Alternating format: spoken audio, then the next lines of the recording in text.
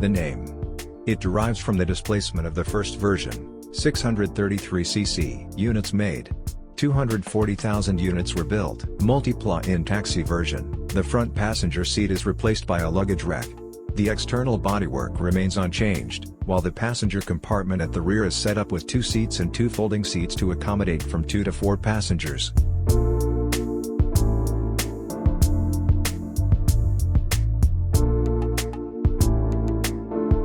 Car technical specifications and performance characteristics. Engine type rear, 4 cylinders inline. Total displacement 633cc. Maximum power 21 CV. Fuel feed 1 carburetors Weber. Drive rear wheel drive. Chassis body with supporting structure. Type bodywork minivan 4 doors. Brakes drum. Production from 1956 to 1967. Performance. Top speed 105 km/h.